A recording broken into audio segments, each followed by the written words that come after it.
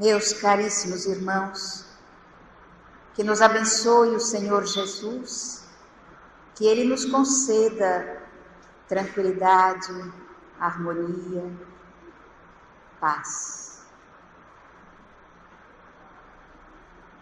Ó Deus, que sois o eterno pensamento, a vontade suprema, o movimento, por excelência, a ação, que sois o fulcro de onde jorra a vida, o ignoto ponto de partida de toda a criação. É a primeira estrofe do poema Deus, de autoria de Hernani Trindade Santana. E a forma com que o poeta organiza os seus pensamentos é extraordinária. O fulcro de onde jorra a vida, esse ponto de partida que está tão distante ainda do nosso entendimento, mas que todavia deslumbra o observador, porque nos leva a uma viagem extraordinária, tanto para o macro quanto para o microcosmo. E a cada passo que a ciência conduz o homem ao raciocínio, a logicar a respeito da criação, tanto mais se amplia a nossa visão a respeito desse Criador. E muitas vezes eu me pergunto, por que Kardec iniciou o Livro dos Espíritos exatamente com essa indagação, que é Deus? A resposta que alguns estudiosos afirmam que não foi do mundo espiritual, mas que foi da lavra do próprio codificador, sendo que isso não tem importância, tanto faz que tenha sido dito pelos espíritos ou que tenha sido dito pelo codificador, não muda absolutamente nada. A inteligência suprema, causa primária de todas as coisas. Essa resposta é lapidar, e ela enfecha tudo o que poderíamos pensar a respeito do Criador. E também nos dá uma dica importante, para que possamos dar início à nossa caminhada em busca desse macro e desse microcosmo, representado por essa palavra tão pequena e tão grandiosa, Deus. Quando Ele nos diz que Deus é inteligência suprema, e quando afirma que nós somos os seres inteligentes da criação, a primeira coisa que pensamos, a inteligência é algo que deslancha, é algo que vai num crescente. Ontem nós éramos um princípio inteligente, hoje já somos os seres inteligentes da criação. Houve um processo evolutivo, houve um crescimento que não pode parar, que tem que ser estimulado cotidianamente, todos os dias. Então raciocinamos. Ontem, a filosofia, que é dos aspectos mais antigos do conhecimento humano e que deu origem a todas as outras áreas de conhecimento a que estamos afeitos na atualidade, não foi capaz de dar ao homem aqui da Terra o ponto máximo de tranquilidade, felicidade, paz que buscamos.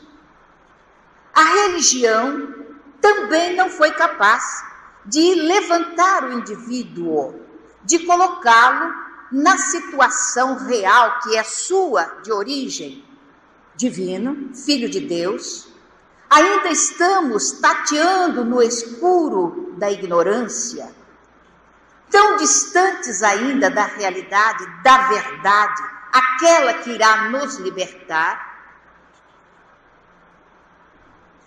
que vamos descobrir que o pensamento de Jesus já sabia dessa dificuldade que teria a criação do seu Pai, do nosso Pai, a criação de Deus, para a descoberta de si mesmo e do caminho mais simples para alcançar o objetivo da nossa existência, que é a evolução. Então vamos ver, a filosofia questionou, perguntou, sintetizou, apresentou teses, antíteses e fez uma síntese. Todavia, nós fomos mergulhando nos arraiais da filosofia, mas moralmente o homem não mudou muito. A religião veio e com várias imposições e criando vários aspectos, fomentou o terror, fomentou o temor a Deus, que nós fomos aprendendo durante séculos e séculos e séculos. Temer a Deus, não a amá-lo, mas a temê-lo. O Deus que castiga, o Deus dos exércitos, o Deus... Deixa para lá. Então vamos perceber que isso não mudou a nossa cerviz. Moralmente, enquanto que intelectualmente íamos caminhando em busca de um porvir mais grandioso, moralmente, o homem hoje mata, aborta, é infiel, dissolve o matrimônio, faz de tudo que é contrário à moral que deveria a religião implantar no coração do homem. A visão do Senhor Jesus alcançou tudo isso que iria acontecer no futuro. Ouvimos há pouco as vozes lindas desse povo aí cantando. Quando a sombra da descrença espalhava a escuridão e a dor profunda e imensa torturava os corações, das mansões de harmonia de Jesus de Nazaré, veio a luz de um novo dia, restaurando a nossa fé. Observem a justeza do pensamento do poeta, que aliás eu estava no Nordeste fazendo uma palestra e comecei exatamente com esse pedacinho do hino do centenário e disse que eu gostaria muito de conhecer o autor. E qual não foi a minha surpresa quando depois um senhor em cadeira de rodas chegou e se apresentou como autor. Eu não resisti à emoção, sinceramente, porque ele sintetizou de uma forma tão brilhante aqueles 100 anos de convivência com o Livro dos Espíritos. E eu fiquei emocionada e tinha me esquecido do nome. Hoje, graças aos cantores aqui, eu pude resgatar essa falha minha. Me recordar do nome do autor desse hino, que realmente retratou com fidelidade. Então vamos observar que Jesus, antevendo numa pré-cognição extraordinária, ele antevê o futuro. E diz que pediria ao Pai uma demonstração de humildade. Ele poderia fazê-lo ele mesmo, mas ele demonstrando a humildade de coração e a submissão ao Criador. Eu pedirei ao Pai, e Ele vos enviará um novo Consolador. Aí ele usa um verbo que é de molde a nos fazer pensar, filosofar como filósofos espíritas que somos, que vos relembrará tudo que vos tenho dito. O verbo lembrar, todo mundo sabe. Eu me lembro, tu te lembras, eles se lembram, um verbo reflexivo. Todavia, ele coloca um relembrar. Equivale a dizer que nós já teríamos esquecido o fulcro dos seus ensinamentos. E era necessário que fôssemos recordados daquilo que havia passado em nossa mente. E é exatamente o que faz o Livro dos Espíritos, o que faz a doutrina espírita.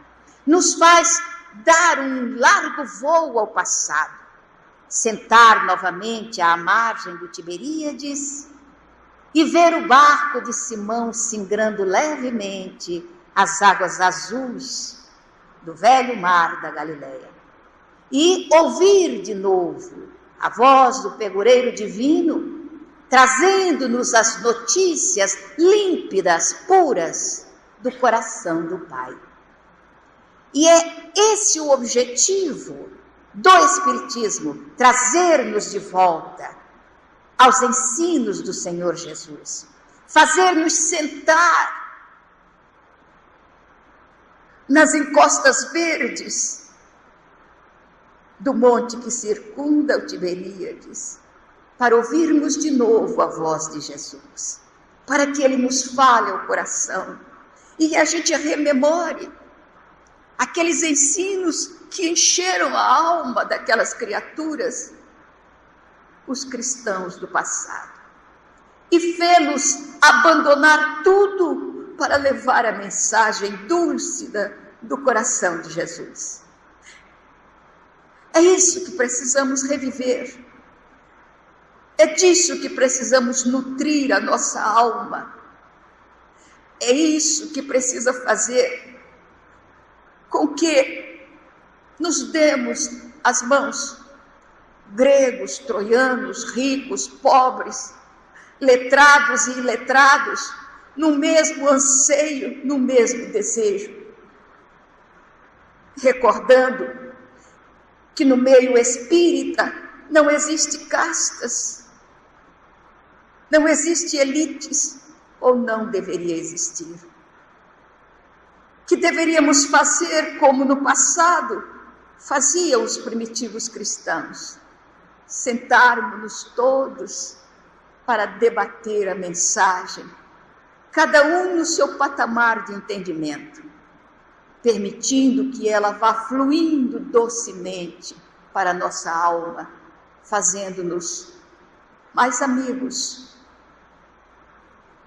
mais cristãos, melhores do que somos. Relembrará tudo que vos tenho dito e vai acrescentar outras tantas coisas que no momento ele não nos podia dizer.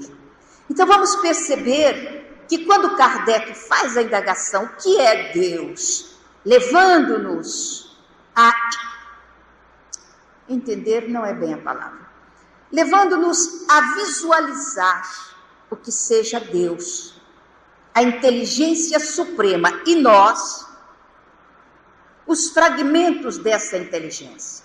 Então temos que desenvolver essa inteligência partindo do micro para o macro, o microentendimento para o macroentendimento. Impossível na situação evolutiva do planeta, na situação que está a população do planeta, entendermos o macro. Então, muitas vezes ficamos fazendo ilações a respeito de Deus, buscando entender Deus. Deus é isso, é aquilo outro e tal, e estudamos o universo e falamos a respeito de tanta coisa que não vamos entender agora. Porque o primeiro processo, vindo dos 5 aspectos fundamentais da nossa doutrina: existência de Deus, imortalidade da alma, comunicabilidade dos espíritos, reencarnação e evolução. Evolução, substituindo a pluralidade dos mundos habitados. Quem é que tem que evoluir? Quem é que tem que crescer? Evoluir, mudança para melhor, crescimento, progresso. Temos que pensar, quem tem que evoluir sou eu. Eu tenho que evoluir, você, nós. À medida que vamos evoluindo, à medida que vamos acrescentando um quantum a mais em nossa capacidade de inteligência, vamos subindo os degraus evolutivos. E quem sabe, quando alcançarmos lá adiante, poderemos mais ou menos ter um entendimento do que seja Deus. Mas antes de chegar ao macro, temos que entender o micro. Por isso a resposta 919 do Livro dos Espíritos: conhece-te a ti mesmo. Não é conheça a Deus, é conhece-te a ti mesmo. Eu me conhecer, tu te conhecer, ele se conhecer, e vamos por aí adiante. Fazer esse mergulho profundo em nós mesmos. É para isso que nos leva a doutrina espírita, a essa busca de mim, a essa busca do meu eu. Se me perguntarem quem é você dentro de uma visão filosófica, eu vou dizer simplesmente, não sei. Se perguntar da minha identidade, na atualidade, eu sou Ana Jaci Rodrigues Guimarães. Isto eu sei. Mas se perguntar numa visão mais ampla, quem é você? Eu não sei. Eu sou um turbilhão de personas que utilizei ao longo das minhas múltiplas reencarnações. Se me perguntarem qual a sua atitude diante de um acontecimento inusitado, resposta correta: não sei. Eu não sei qual seria a minha atitude se alguém chegasse agora com um instrumento ferinte, cortante e me atacasse. O que eu faria? Eu não sei. O que faríamos em determinadas circunstâncias graves? Eu não sei. Todavia, o Livro dos Espíritos nos diz que a força que ainda prepondera no ser humano é o instinto, porque estamos mais próximos do instinto do que da razão. Então é a força que comanda. Instintivamente nós tomaríamos uma atitude. Mas qual seria? Não sei. Poderia agredir o agressor, poderia correr, poderia fugir, poderia tanta coisa que nós não sabemos como é. Aí a resposta dos Espíritos: conhece-te a ti mesmo. Começar a fazer um mergulho em nós para que a gente depois comece a perfazer o caminho para buscarmos a inteligência suprema. O Espiritismo é instigante. Ele nos obriga a pensar, ele nos obriga a procurar, a buscar, a estarmos constantemente nessa luta entre o homem velho que existe aqui e o homem novo que deseja existir. Essa luta constante vai nos levar ao entendimento. Por isso, o espírita não pode aceitar afirmativas simplistas. Isto é assim, ou isto é daquela forma. Não, temos que questionar, perguntar, buscar. Afinal de contas, a resposta 540 do Livro dos Espíritos diz que dessa forma tudo se encadeia na humanidade, do átomo primitivo ao arcanjo, que também começou pelo átomo e chegou à situação de arcanjo. E nós estamos também saindo do átomo. Ontem ainda éramos o átomo, já estamos saindo, dando os primeiros passos, primitivos ainda, mas com todas as possibilidades que nos aquinhoou a divindade. Então, quando nós pensamos em estudar o Espiritismo, e Kardec coloca a inteligência suprema como o piso inicial, o degrau inicial, a gente pula esse degrau. Apenas sabemos que é a inteligência suprema. Agora tem que saber quem sou eu. Porque eu fui criada pela inteligência suprema. E eu tenho que descobrir quem sou eu. Porque se eu descobrir quem sou eu, é o Senhor Jesus que dá a resposta. O dia que houver essa descoberta, quando ele diz assim: bem-aventurados os limpos de coração, porque esses verão a Deus. Ele deu a dica. Quer dizer, o dia que eu fizer uma faxina, uma boa faxina no coração, eu vou enxergar Deus. Por quê? Porque eu vou me ver. E eu fui criada à imagem e semelhança de Deus. O dia que eu me ver, eu verei a Deus. Então a dica de Jesus é muito clara. É preciso então que eu comece a fazer a faxina. Agora, primeiro a gente tem que acreditar que isso é verdade. O dia que a gente acreditar, aí a gente começa a retirar do coração todo o lixo acumulado ao longo das reencarnações, começando pelas mágoas, pelos ressentimentos. Se a gente pudesse abrir as comportas e ver quanto lixo está lá dentro, a gente ficaria assombrado, só que a gente não pode. Tem que usar o quê? A inteligência. A ciência diz que nós usamos perto de 8 a 10% da capacidade cerebral. Se é só isso, então é complicado. É muito pouco, porque ficam lá 92% ou 90% de capacidade que está adormecida, que precisamos estimular.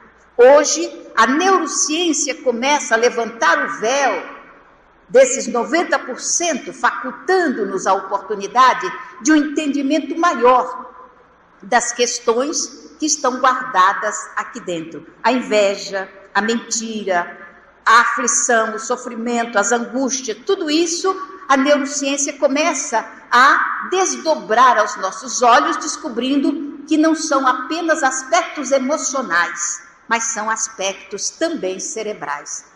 Isso vai ser uma beleza, mas isso eu não entendo, quem entende é minha filha. Então nós vamos procurar nos ater àquilo que a gente entende. Então é necessário que eu pergunte, que eu não fique aceitando tudo que se diga, que eu não diga amém a todas as coisas, que a casa espírita se posicione na forma de poder responder às indagações, mormente desse contingente de espíritos que está chegando, que não aceita respostas simplistas. Como meu neto me disse, quando pediu para mim alguma coisa, e eu disse não. E ele perguntou, por que, vovó? Eu disse, por que não? Ele, vó, porque não é resposta. Afinal de contas, a senhora é inteligente, não é? Eu disse, pelo menos eu tento, meu filho, mas vou tentando, gente. Tentando, a gente alcança. Porque não é resposta. E ele tem razão. Questiona. O espírita também tem que ser assim, curioso. Nós somos filósofos, vou responder mais uma vez.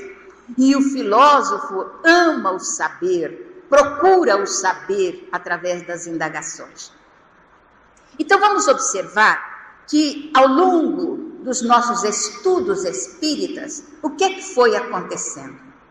Foi acontecendo que nós começamos a trazendo já aquele modo antigo de conhecer do passado, paulatinamente nós fomos insuflando aquela visão do passado no espiritismo na atualidade. Criação nossa. Um atavismo que a gente precisa modificar. Ontem nós pensávamos no inferno. E o que era o inferno? O inferno era um local onde pontificava o rei da escuridão, o diabo, e tinha lá as fogueiras, os caldeirões, e etc, etc. Era os nossos temores. Hoje, o que é que a gente tem? Um umbral, que mudou um pouquinho do inferno. Não tem o diabo, não tem o caldeirão fervente, mas tem o quê? Tem sombra, tem lama, tem perturbadores que nos afligem. Então, o grande temor do espírita na atualidade não é ir para o inferno, mas mudou de nome, apagou o inferno e botou umbral, ir para o umbral. Olha o nome que André Luiz colocou na situação, umbral. Umbral é um pórtico, por onde se passa. Agora, ficar no pórtico é problema de cada um. Então, não é um local circunscrito Não é um espaço onde só existe sombra. Agora vamos voltar para o começo do livro dos Espíritos.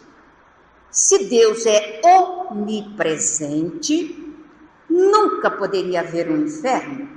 Também não poderia existir um umbral, um lugar circunscrito. Porque se Deus está em toda parte, ele não está no umbral. A luz não convive com a sombra. E no umbral existe sombra. Onde a luz chega, acaba a sombra. Então Deus não estaria nessa região. Aí alguém pergunta, e eu gostaria que perguntasse, mas como fica o umbral do nosso lar?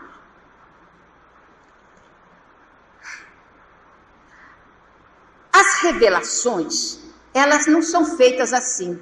De repente, está tudo revelado? Não. Revelar é algo paulatino. Então você pega uma ponta e levanta, e enxerga uma coisa. Aí dá mais uma puxadinha, você vê outra coisa. Mais outra, mais outra, mais outra, mais outra. E você vai paulatinamente revelando. Então nós estamos com André Luiz e com o Brau. Aí vem Dona Ivone Pereira, devassando o invisível, e levanta mais um pedacinho do véu. O que ela diz? Que ela chegou a uma determinada região, um local, e ali dentro de uma jaula estavam, agora esqueci se é 4 ou 3 espíritos, mas não importa a quantidade, podia até ser 10. Estavam ali alguns espíritos e mais adiante, ali próximo, estava uma senhora cozinhando, fazendo lá um macarrão. E ela percebeu, Dona Ivone desdobrada, percebeu que aqueles espíritos estavam famintos, desesperadamente famintos. E aquela senhora estava preparando alimento. E ela foi perguntar, e ela disse que preparava os alimentos para eles, mas não adiantava. Então Dona Ivone foi, pegou o alimento e levou para aqueles espíritos que ali estavam. Desesperados, eles viram o alimento e foram em cima, famintos que estavam, para logo em seguida jogarem o alimento fora, desesperados. Então ela viu aquele alimento se transformar em vermes, se transformar em coisas desagradáveis que eles jogaram fora. Aí ela se indaga, o que é isso? E a explicação que é dada, eles carregam consigo o seu umbral, carregam consigo as razões que os fazem sofrer. Olha o véu se levantando. Aí você vai descobrir que carrega consigo o seu umbral. O meu umbral está comigo, o seu está contigo, e cada um fica com o seu. Só que existe uma lei na ciência exata que diz que o semelhante atrai o semelhante. Nós somos cercados por um clima, nós somos cercados por uma psicosfera que é individual, que é de cada um. Então existe um campo magnético em torno de nós. Esse campo pode estar perfeitamente umbralino, aqui onde eu estou, aí onde você está, cada um de nós carregando o nosso. Quando desencarnamos, levamos o nosso umbral, e aí é a hora que o semelhante atrai o semelhante. Então eu vou me juntando a outro umbralino, e a outro, e mais outro, e a gente forma um campo sombrio, um campo escuro, onde Deus está. Mas se Ele está, por que Ele não tira essa sombra? Porque Ele é infinitamente misericordioso. Ele não te dá nada de graça, porque você não ficaria feliz. Como o estudante que cola, apesar de passar de ano, a sua consciência sabe que ele foi desonesto. Ele não é feliz totalmente. A ciência hoje está demonstrando isso. que satisfação é uma coisa cerebral, não é uma coisa das emoções, é cerebral. Então você pode demonstrar uma satisfação muito grande e o seu cérebro diz não. Ele diz que você não está satisfeito. Então é isto que ocorre. Ele está ali, mas ele lhe deu algo que você não sabe o valor que tem, por isso usa mal. Ele lhe deu o livre arbítrio, a possibilidade de crescer às suas custas, às suas expensas. E cada crescimento que você dá é uma vitória que conquista, e a cada vitória a felicidade é verdadeira, emocional e cerebralmente. Então ele está ali olhando para nós, os umbralinos, e passando a mão na nossa cabeça dizendo: oh meu filho, acorda, desperta. Você ainda é tão ignorante, mas vai crescer, vai crescer. Ele está ali, nós criamos. Tanto é que quando eles jogam a rede para tirar aquelas pessoas que estão naquele despenhadeiro, que criado por eles mesmos, porque não existe uma zona assim criada por Deus, joga a rede, muitos seguram e poucos saem.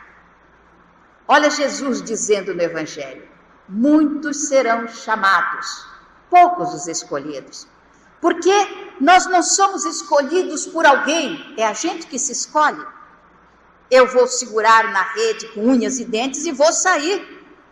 Enquanto que os outros, eu tenho que me fugir desse inferno, e segura na rede e torna a cair. Porque o caso não é fugir do inferno, o caso é retirar de nós o inferno que criamos.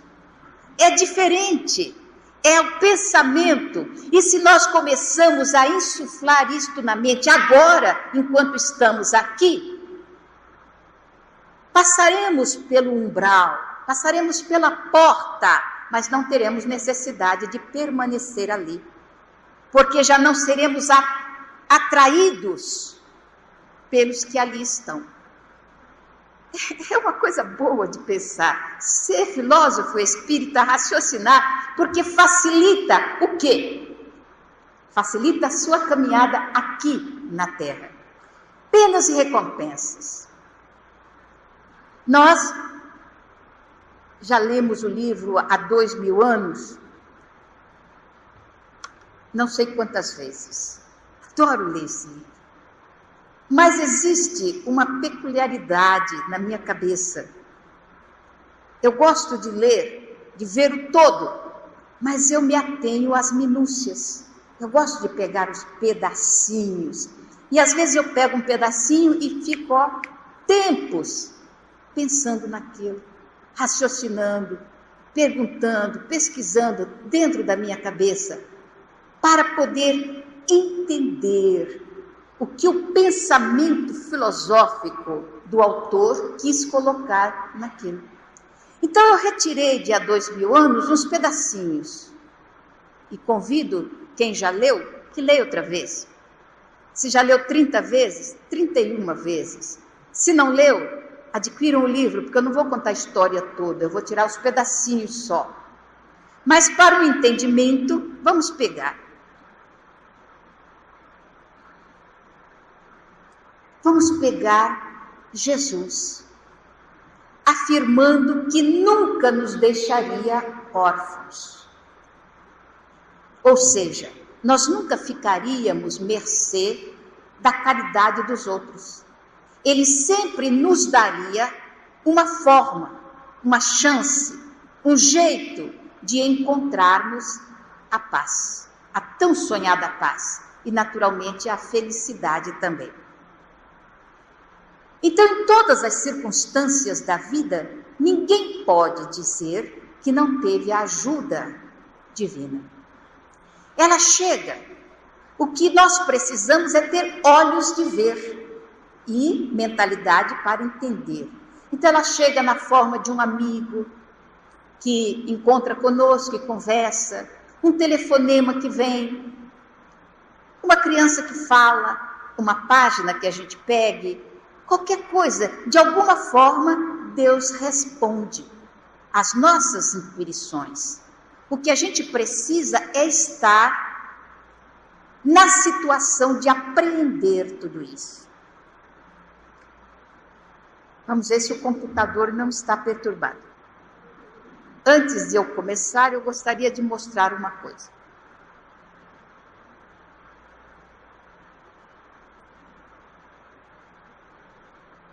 Deveria ter uma música, mas não tem. Mas vejam o filme.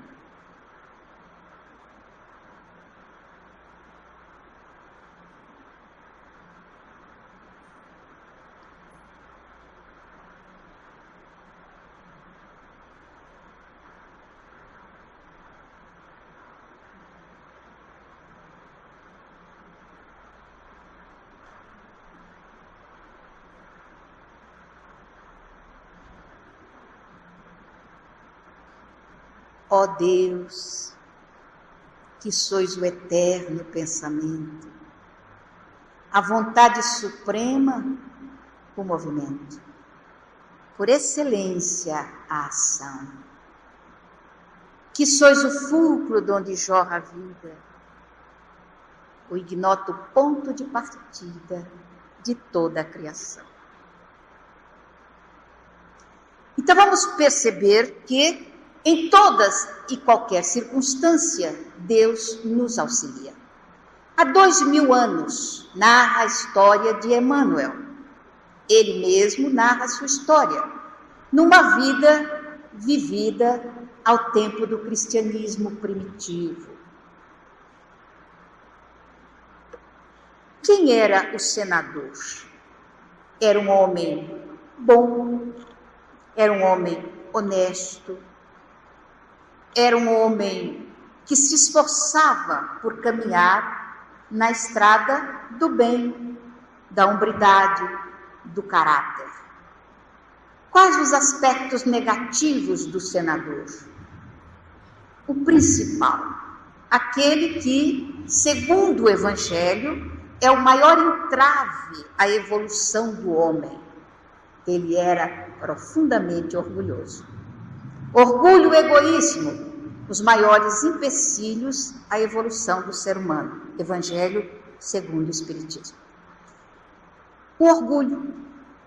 Então, aquele homem, porque alguém pode perguntar, por que um homem tão mau, que a nossa visão seria de um homem mau, lendo en passant o livro, nós veríamos também en passant que ele foi muito mal, principalmente com a sua esposa, com a sua companheira.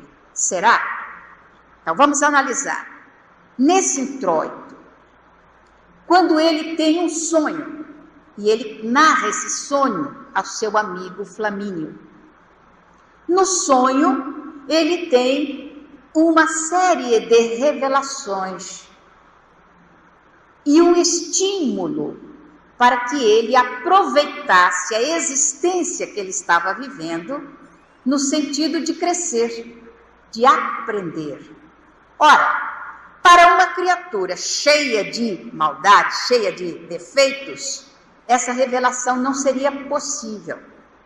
Então, logo no início do livro, a demonstração de que ele já possuía valores morais, valores espirituais, que lhe deu a facilidade de entrar numa visão do seu passado para poder estruturar o seu presente e o seu futuro. Isso não é incomum. Acontece mais vezes do que nós imaginamos. Então ele narra ao seu amigo, ele não entendeu direito. Então ele diz, realidade ou sonho? Não sei dizer, mas vi-me revestido das insígnias de cônsul ao tempo da República. Então ele se enxerga quase que na mesma situação em que ele estava. Era senador no presente e no passado ele se viu cônsul, portador de responsabilidades para com o povo e autoridade. Então ele se vê nessa situação e vê também como ele utilizou os valores do mando, da possibilidade de ter autoridade consigo.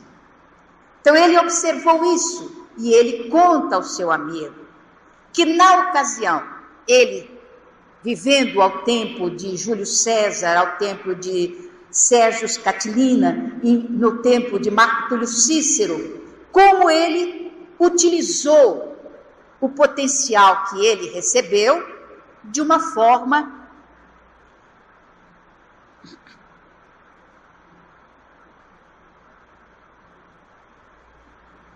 negativa.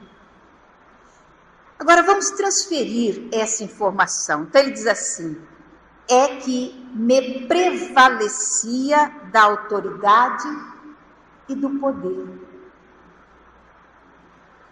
Vamos nos colocar na posição do senador. Tem um ditado popular que diz assim: quer conhecer alguém? Coloque poder na sua mão. E a pessoa se revela. Isso a gente vê até no nosso movimento espírita. É tão interessante, porque um companheiro que trabalha, que serve, que, nossa, como se diz, palpa toda a obra, está sempre no trabalho, elege ele presidente do centro. De repente muda. Não que presidente do centro seja alguma coisa importante, o importante é o trabalhador, não é o título que ele tem, é o que ele faz, isso é importante. Evangelho de Jesus. Senhor, quem é o maior no reino dos céus? Resposta: aquele que serve mais. O presidente serve de menos, porque os outros trabalham e ele fiscaliza. Então, se coloca essa autoridade, complica a vida do servidor. É uma coisa interessante que acontece. A pessoa é um serviçal de uma organização, tudo bem, passa a ser chefe. Meu Deus, que complicação que vira. Então nós temos que pensar nisso quando a gente lê isto que Emmanuel coloca no seu romance. Não é chorar com Lívia, não é sofrer com os cristãos, não é nada disso. É olhar os pedacinhos, as minúcias, e pegar essas minúcias e colocar em nós. É que me prevalecia da autoridade e do poder. Para quê?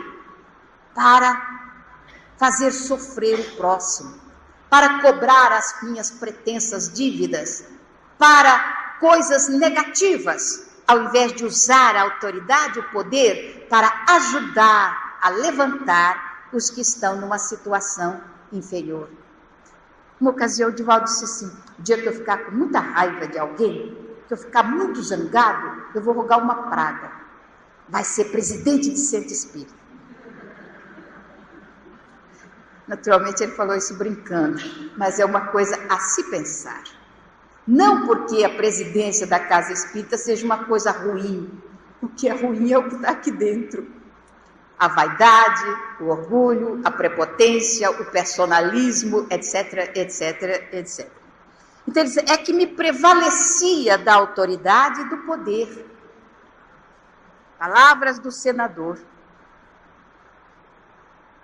Então esse prevalecimento é que vai dar a ele a chance de uma renovação para sempre, ou de uma perturbação demorada, que as perturbações não são para sempre, são temporárias, mas o tempo que demanda somos nós que fazemos.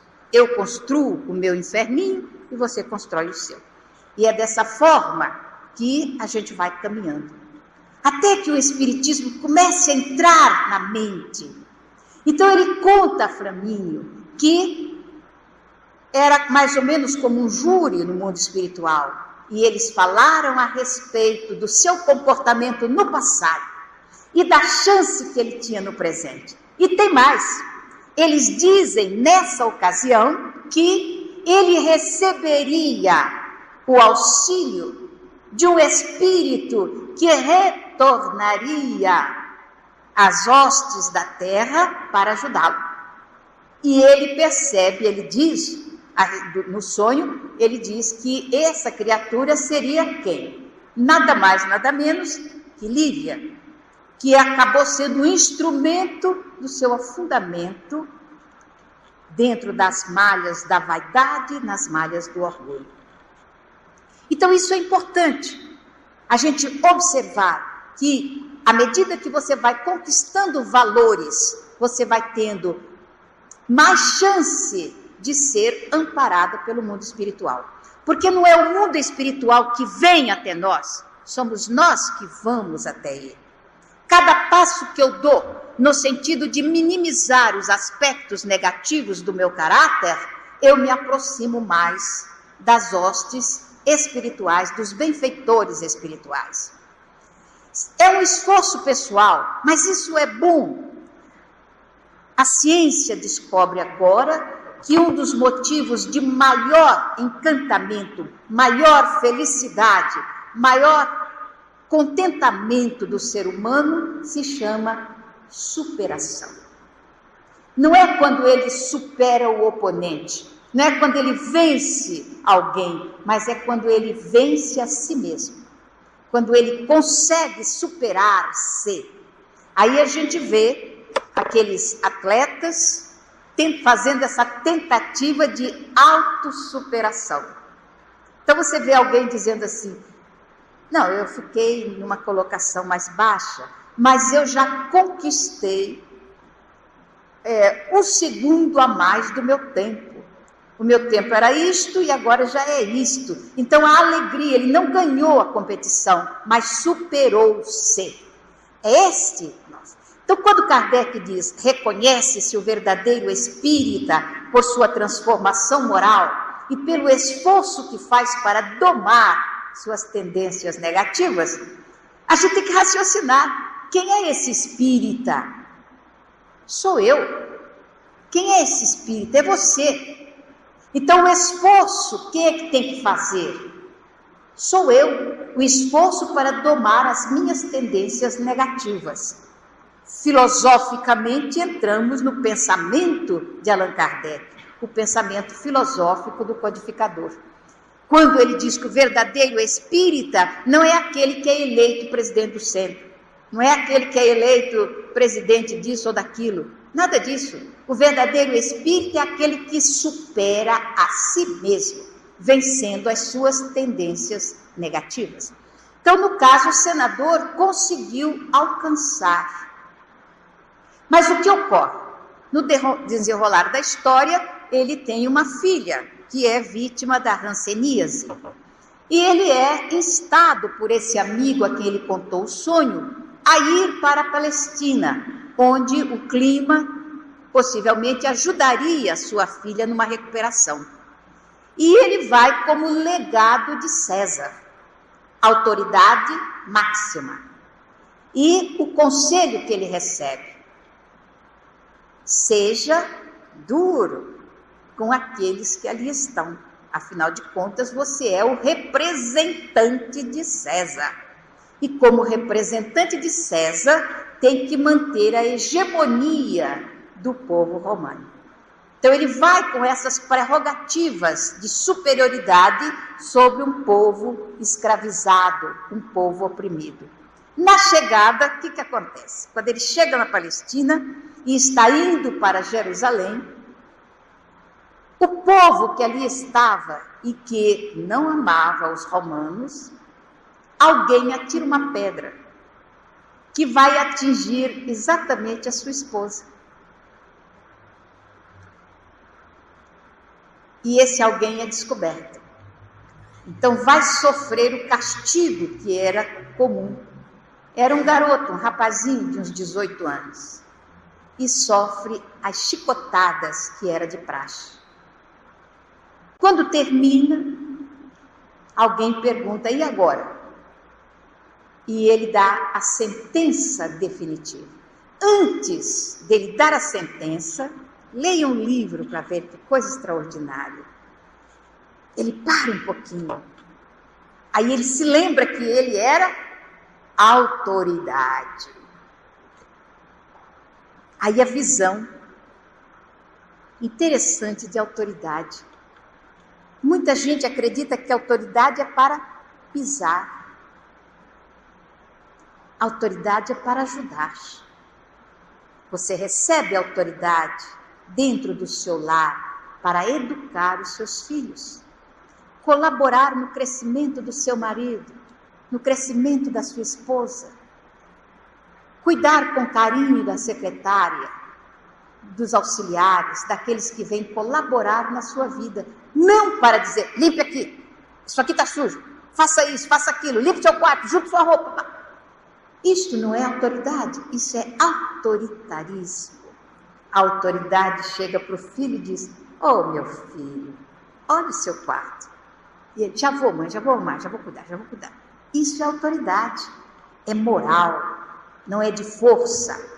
Mas se eu digo, junte isso, faça aquilo, isso é autoritarismo, a imposição da força.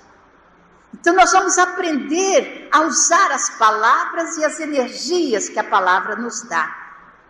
Então ele dá a resposta, apesar daquele momento de reflexão, ele dá a resposta para as galés. Então era pena de morte.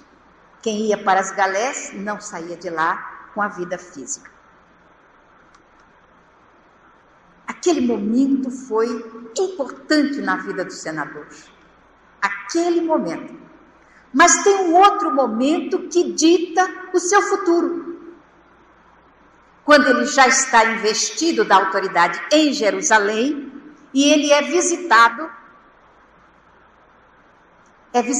por um homem simples, é visitado por um lavrador, um homem humilde, mas que fala com algo que o senador conhecia bem, orgulho da raça.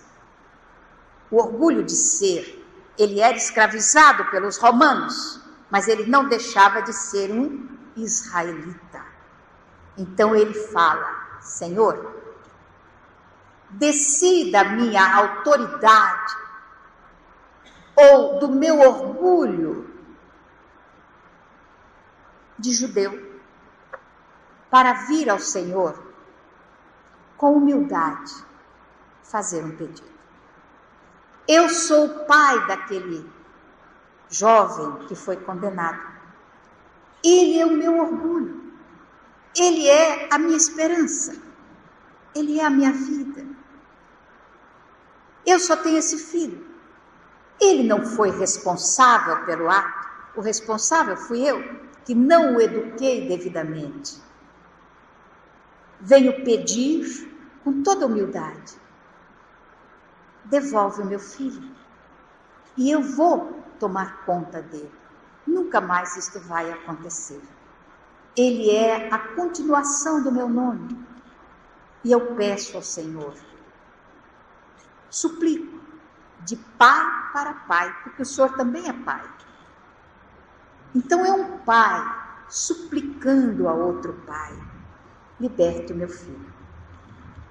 O senador pensou, teve aquele tempo, teve um insight, reviu o seu sonho, reviu tanta coisa, mas ele reviu outra coisa também. Você é autoridade, o legado de César, e entre a ternura, o encantamento, a magia, toda a doçura da orientação do sonho foi vencida pela palavra, você é autoridade. E ele disse a palavra que o condenou. Não.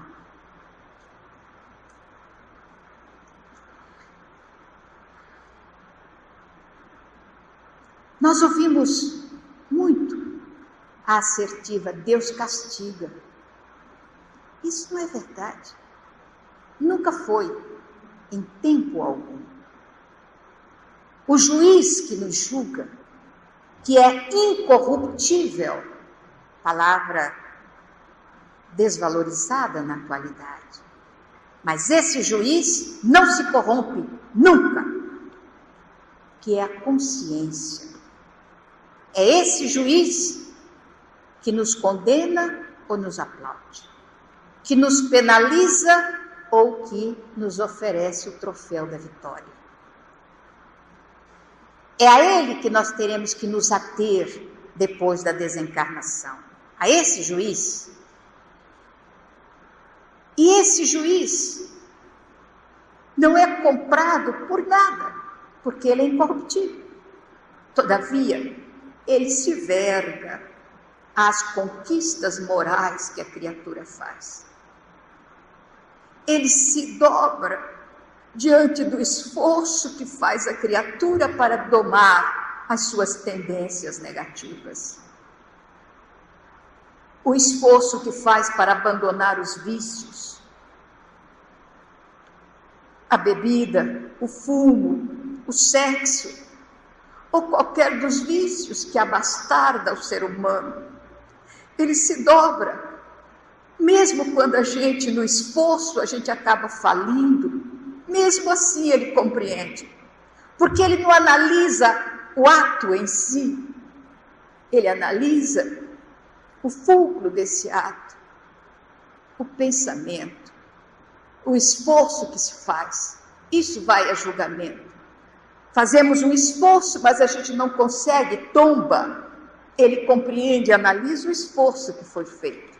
A queda a gente vai consertar mais adiante, mas o esforço vai somando. Então isso é que tem valor. Então quando ele usa, não teve música, não saiu. Quando ele diz a resposta àquele homem, não. A consciência disse para ele, que foi a lembrança do sonho, perdoa, perdoa. Mas o orgulho prevaleceu. Não. Olha o que diz o homem, respondendo aquele não. Acabais de comprar com a dureza do coração. Lembram dessa palavra? Está lá no Evangelho, segundo o Espiritismo também. É lícito dar-se a carta de divórcio por motivo de adultério? Sim, é lícito. Reticência. Mas isto acontece, está lá escrito, pela dureza dos vossos corações. Então eles dizem, acabais de comprar com a dureza do coração um inimigo eterno, implacável. Com os vossos poderes e prerrogativas, podeis me eliminar para sempre. Isso foi o pai do rapaz que respondeu. Então, toda a sequência das penas vividas pelo senador tiveram origem numa pequena palavra, 3 letrinhas. Não. Vamos lá, pergunta 909 do Livro dos Espíritos. A pergunta é longa, não me lembro dela. Mas ela diz mais ou menos, pode o homem, com seu esforço, vencer as suas más inclinações? É mais ou menos isso.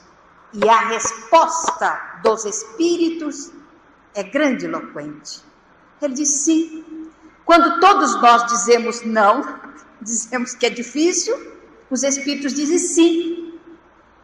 E parece até que ele zomba da gente quando ele diz assim, com um esforço insignificante. Um esforço insignificante. Está lá no livro. O que é um esforço insignificante? O senador. Então eu estava pensando o que é um esforço insignificante. Qual o esforço nosso em dizer não? Nenhum. E qual o esforço que a gente faz em dizer sim? Então alguém chega e pergunta, vamos tomar uma cervejinha? Um esforço insignificante. Não fiz nenhum esforço. Ou então, sim, eu posso mergulhar ou posso emergir. Depende de mim. Depende da minha vontade. Um esforço insignificante. Quer um cigarrinho? Não. Ou sim. Vamos fazer isso? Não. Ou sim. Esforço insignificante. É escolha pessoal. Livre arbítrio. Eu acho que, eu não sei se essa é a palavra que liberta ou a palavra que escraviza, é uma complicação isso. Mas é o livre arbítrio. Então ele diz, acabais de comprar com a dureza do vosso coração. Vamos trasladar isso para o nosso cotidiano. porque o importante no nosso estudo, penas e recompensas, é o que eu construo no meu cotidiano. Quanta vez um pai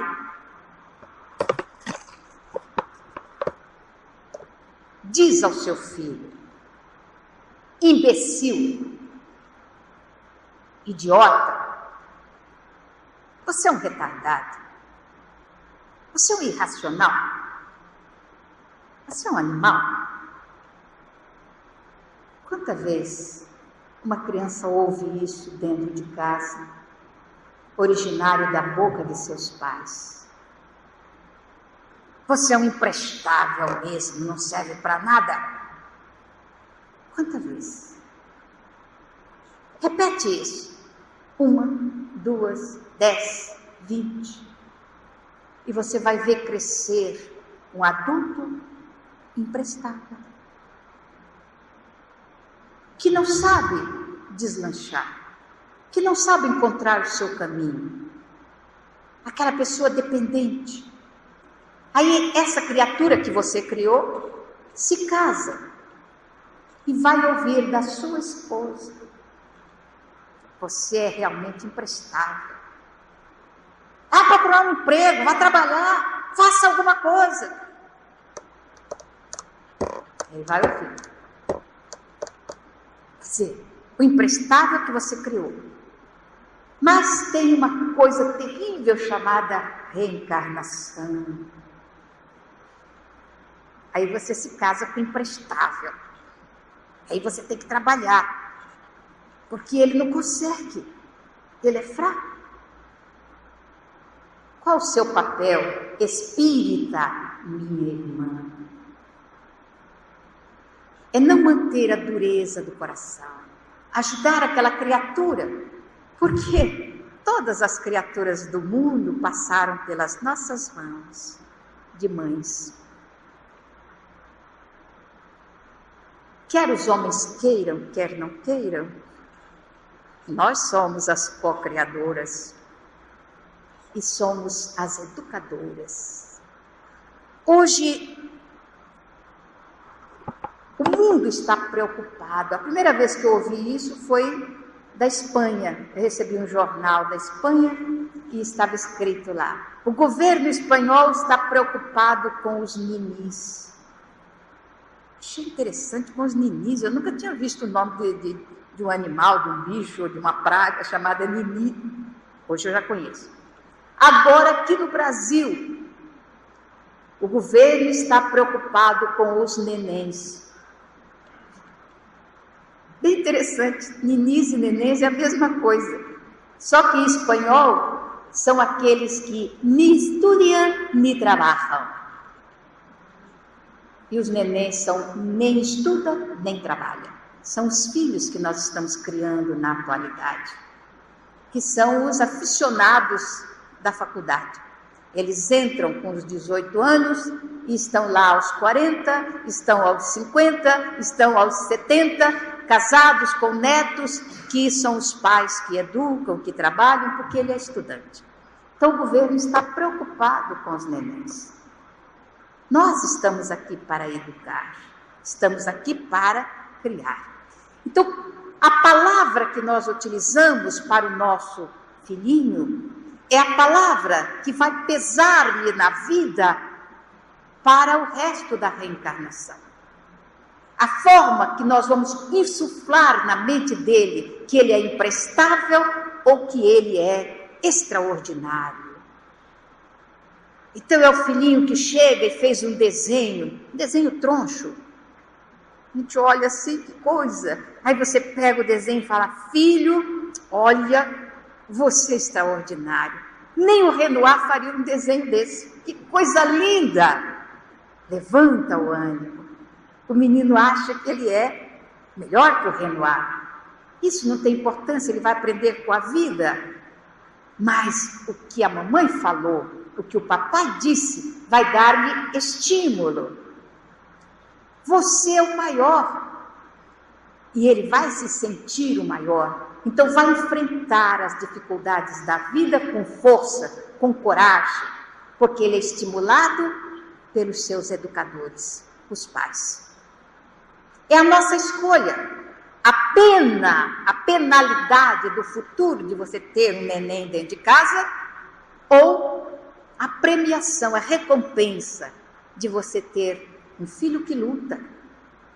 Que às vezes você fica penalizado, coitado do meu filho, luta tanto, nada dá certo. Corre por conta dos planos de vida dele, mas ele é um lutador. Isso é que é importante. Penas e recompensas. Há capaz de comprar com a dureza do vosso coração uma palavrinha que foi pesar na vida toda do senador.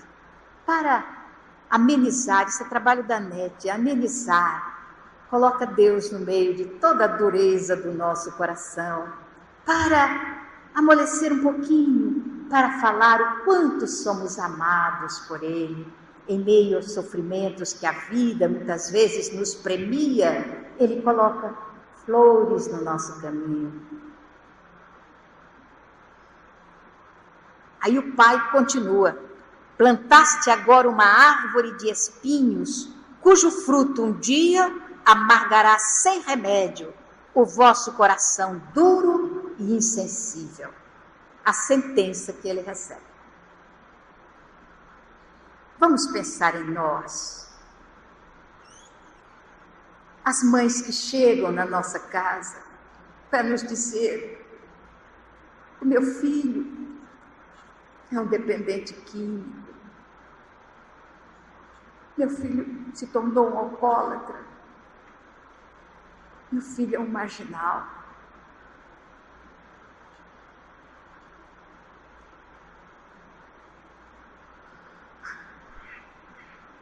Quantas vezes a gente tem que pesar tudo isso?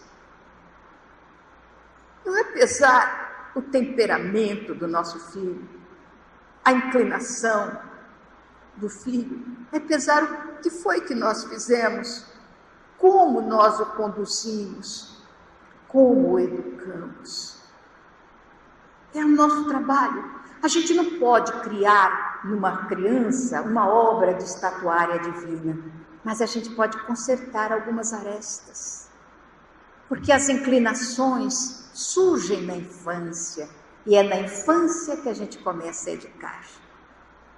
Quando a gente recebe um filho lindo de morrer, a gente fica encantado e começa a achar que ele é o príncipe e que tem direito a tudo. Nós estamos falhando. Ele é o príncipe do nosso coração e tem o maior de todos os direitos, que é o direito de ser educado. Dizer não na hora certa, dizer sim na hora equilibrada, para nós construirmos o cidadão honesto e digno de amanhã. Mas se nós escondemos as suas falhas, escondemos principalmente as falhas de caráter, o filho não engana a sua mãe, mas a mãe se engana a si mesma. Então, quando descobrimos as falhas de caráter, começar a aparar essas arestas. A ética da alteridade não é conviver com as diferenças, é trabalhar no sentido de minimizar essas diferenças, para não plantar uma árvore de espinhos que vai nos ferir mais adiante. E foi o que ocorreu. Vocês vão observar que toda a sequência do livro vai girar em torno dessa penalidade que a vida colocou nas mãos do senador, que ele poderia subtrair, mas ele não fez. Pelo contrário, ampliou. E foi o que amargurou a sua vida, exatamente como disse o pai do garoto, do jovem. E aí outra chance para acalmar um pouquinho a aspereza ou a dureza da nossa conversação. Não é uma coisa tão terrível assim, porque a gente pode modificar. Vamos fazer uma pequena pausa e os senhores poderão descansar um pouquinho, se aquecer, se desejarem. Daqui 10 minutinhos a gente retorna.